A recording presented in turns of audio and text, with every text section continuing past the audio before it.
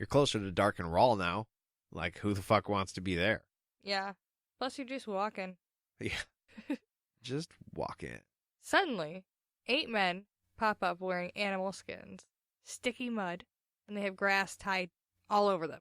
Well, I was just going to point out that this adds to the point I was just making. He was not paying attention because 8 dudes snuck up on Richard. Yeah. Our woods guide. I do not believe it.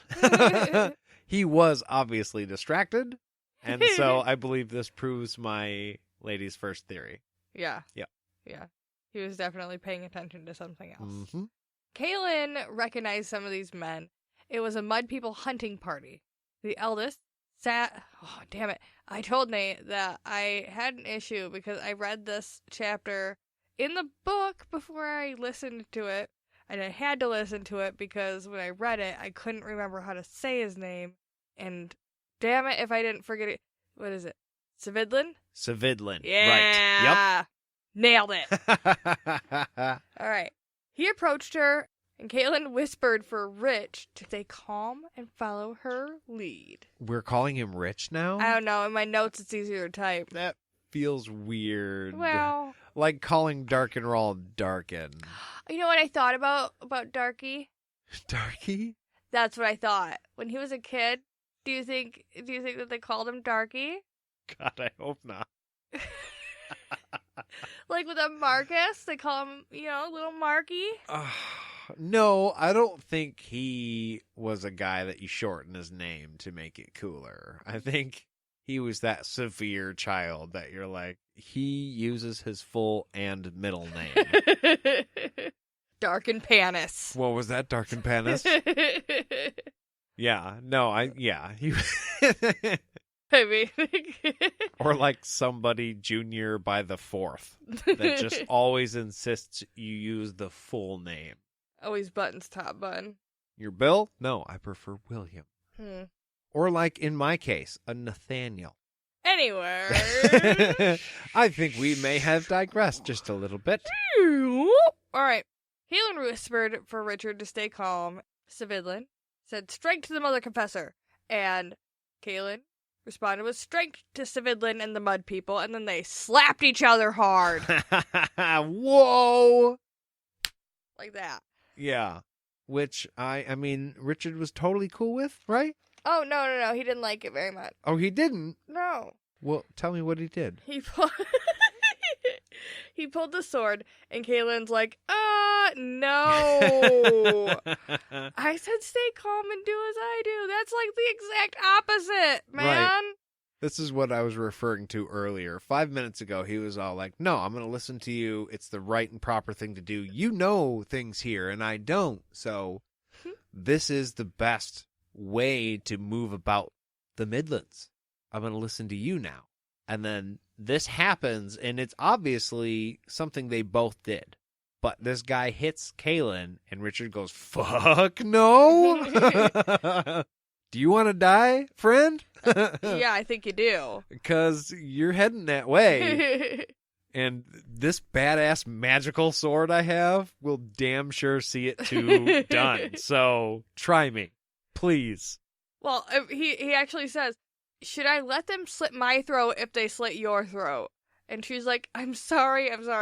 This is how they greet each other. They show respect for each other's strength. Can you just put the sword away, please? Which is fucking cool. Hey, smack. And the harder you hit him, the more you're like, I believe you can handle that much. How much of a gift would that be? And just any society, really. Just anybody you see when you want to greet them. Whether you actually think they're strong or you're a little annoyed with them. You could just give them an open hand. See, but then you have to weigh that out. You have to weigh out, like, do I dislike this person enough to disrespect them in such a way to limp wrist it? You can only handle this much. Or do I want to sock him bad enough to make people be like, oh, he respects the fuck out of that dude? I think that could really become, I don't want to say self-fulfilling prophecy, but that could be like a what's it called when you call your own shot and then it happens? A self-fulfilling prophecy. Yeah, that's I guess. that's the only thing I can think of. Where he's like, slap, half because he's mad and half because he respects the guy. And then his enemy comes up and hits him harder because he's like, all right, you hit me that hard, so I'm going to hit you this hard. But now I also respect you a little more because of how hard you hit me. And they just keep hitting each other harder and harder and harder, Yeah. which would be fantastic to watch on like HBO. It's, you know, Yeah. AMA, man. Or what is it? MMA. MMA. Yeah. That's what it is. McGregor respected the fuck out of that dude. Well, Richard puts the sword away angrily because, you know, the sword pumping the anger through him at this point. Fine, I won't kill a guy. And Savidlin asks who the man with the temper is in his language. And Kahlan introduces Richard. She also tells him he's the Seeker. And Savidlin greets him with a big old punch. It's a closed fist punch. Which, by the way, he gave Kahlan a slap, but it was a hard slap, so you know he respects her. Yeah, he didn't take it easy on her. He did slap her. Yeah. But he punches Richard. And this is kind of why I brought up what I brought up. It is punch. He punched him. Yeah. I think that has something to do with the fact that she called him the Seeker, and they obviously know what that is. So I think because she called him, this is Richard the Seeker, he punched him. But at the same time, could be, if you can hang out with Kahlan, you deserve a punch as a greeting. Like, you must be strong, but he is not going to punch the mother confessor. No, she's still a woman. Right, so he's still like, I'll slap you hard, but I'm not going to punch you. Well, Richard immediately, this was not even a sentence in between. There was no hesitation. He immediately socks that motherfucker and knocks him on his ass. Fucking A right he did, because the second Kahlan told him, hey, this is how these people say hello, and he got hit, he knew that he was going to retaliate and be like, see? I just respected the fuck out of you. And I'm also going to break your nose in the process. And I'm going to feel better about this whole situation, and we can move on. I just swear a lot, but I felt intense. It's the sword. The sword came out and got me all riled Yeah. up. Oh, I was touching the sword. My bad. Yeah. I didn't mean to break your nose. Savidlin smiles and rubs his jaw, and he's like, no man has ever shown such respect for my strength before. What a wise dude. Right. Oh, you think I'm strong. All right. I like you, Richard. You and me are cool. Yeah, everyone's laughing. Kahlan's translating, and she tells Richard that she thinks he made a friend. Savidlin holds his hand out, and Richard helps him up, and then Savidlin puts his arm around Richard's shoulder, and he tells him he hopes he doesn't come to respect his strength any more than he does already, though. That's enough. You don't need to hit me any harder, okay? See, it was a power move. Yeah. He's like, all right, yeah, me and you were cool, but that's good. Yeah. No need to go beyond that. Tomorrow, when we're friends and we greet each other, let's not do this again. Yeah. You can just pretend. The okay? slap thing I did with her, that's fine. Yeah. That's enough. He's also going to be known now as Richard with the temper, which... Perfect. Richard with the temper. Mm-hmm. So it's kind of a feel-good moment here for a little bit.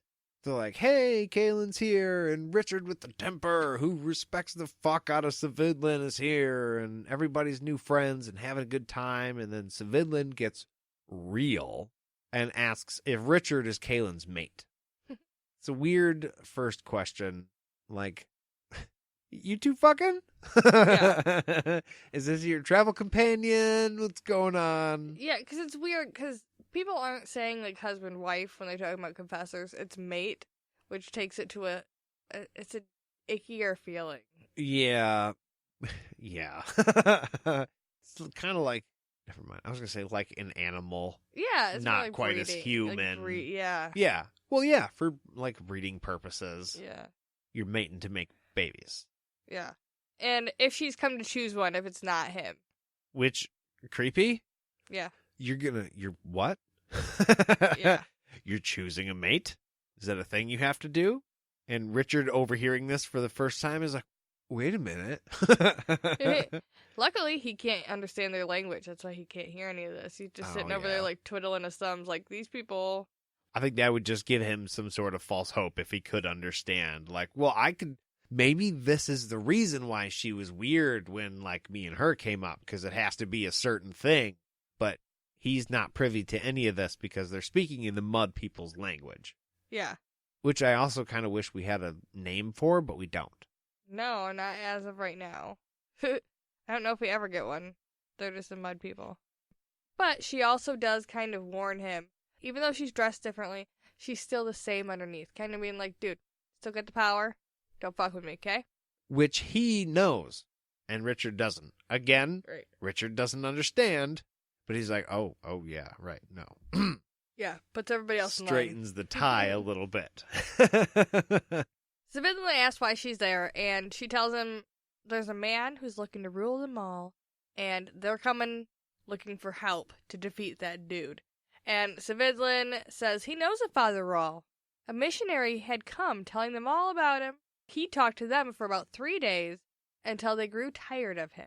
Kahlan asks what happened after that, and Savi just smiled. Did he smile and say that the missionary was a good man? And does it imply that they wouldn't hurt him because he was a good man? Or was he saying, I'm a good man because I took care of the bad man? He was implying that the other dude was a good man, but it doesn't explain in what way. It's weird. It's a weird moment. Well, yeah. I'm still thinking of the head on the pikes outside their village there. Yeah. Might have some implications. But Richard tells Kahlan to tell the mud people to call a gathering. And she tells him that he needs to chill the fuck out. Yeah. Because you can't rush this. This is not something... It's literally what she was saying before. They're not going to do it if you force them to do it. Only way they're going to do it is because they want to do it for you. We have to grease the wheels. Right. I'm laying the grease. Calm down. It's funny because his instinct is kind of fucking him now. Whereas earlier when he punched the dude, they were all like, yeah, Richard's our dude. But now Richard's instinct, they're getting in the way. Yeah. Like, don't demand shit from anybody. And who are you to demand anything from these people anyway? You are the seeker, right? But you are literally 3 days into the job. That's an exaggeration. I know I'm going to get something for that. But you're just a dude from Westland. Kinda still.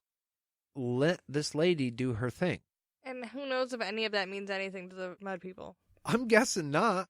They've probably lived their whole life without knowing anything about Richard. It seems like they know what a seeker is, right? But, like, they don't know Richard personally. So they wouldn't be inclined to do him any favors. If Richard wasn't the seeker and just wandered into the mud people's village, I'm sure he would get himself a prime spot on a pike. Yeah. But since he's the seeker and he's with Kahlan, he's not dead. Right. He tells her that he's patient, but he's not tolerant, so he's not going to put up with shit, which I think is kind of a cop-out. Like, you're not being patient or tolerant right now. Right. You're pretty demanding, buddy. Yeah, calm your tits. Savindlan asks if Richard brought the rain, and Kahlan's a little confused, but she's like, kind of? That's a weird question. The clouds follow him? We came here on my advice, is what she tells him. It's important, and I would never bring, like, an outsider here unless I really had to, because, like, I know that's disrespectful, but, like, you know, I did. He's important.